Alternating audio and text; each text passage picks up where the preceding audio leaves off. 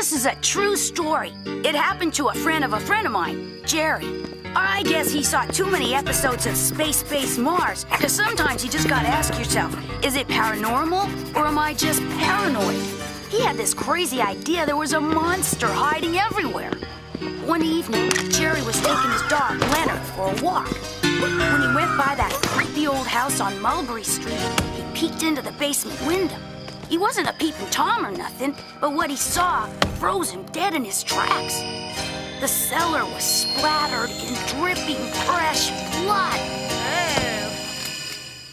Suddenly, the door of the house opened. Jerry and Leonard ducked down in the bushes.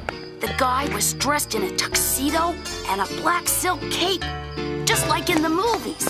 Jerry fell in the dirt when he realized this guy wasn't just a killer, he was a blood-sucking vampire. Jerry and Leonard crawled out and started trailing him. The vampire went down the hill, dragging his big old suitcase, but they lost him when he got on the crosstown bus. Jerry could have gotten on with him, but dogs weren't allowed, and Leonard was, well, a dog, so they went home. Next night, Jerry brought Mickey and Pete. Mickey borrowed his dad's camera. They were going to get a picture of the vampire's butchering room. Then they'd be famous. Slowly, they made their way to the cellar window. The curtains were shut, but they heard this creepy, wet chopping sound. Something was going on in there, all right. A little while later, the door opened and the vampire stepped out, dragging his suitcase. Mickey was going to take the guy's picture, but Jerry stopped him. Everyone knew that you couldn't take a picture of a vampire. They'd turn out invisible. Besides, the flash would give him away. The vampire walked down the hill. That's when Pete whispered, "Hey, I know that guy. That's Mr. Alucard, the head waiter at that swanky restaurant across town. He's not a vampire. Everyone at that restaurant wears a tuxedo." Mickey was ticked. "The guy's a waiter?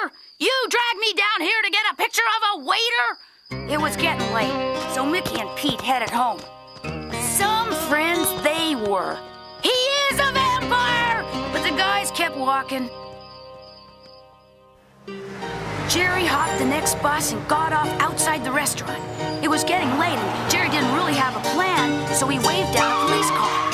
The policeman asked him what he wanted. "There's a maniac vampire in there!" The police decided to check it out. "Good evening. I bid you welcome." It was the vampire. "That's him!" Jerry flashed the vampire with his camera. The officers quieted him down so they could talk to the vampire, who answered all their questions. Of course, he wasn't really a vampire. He wore the tuxedo because he worked there. And he made the house specialty, some sort of tomato juice from a secret recipe in his basement at home. Jerry told the men he was sorry and the police left. Mr. Alucard offered Jerry a glass of tomato juice. Jerry took a little sip. He sprayed the juice across the room. "This ain't tomato juice."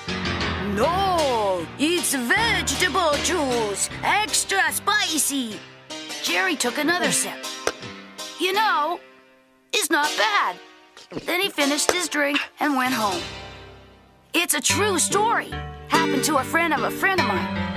Oh yeah, Mickey's dad took the film in to get developed. When he got it back from the photo place, there was nobody in the picture.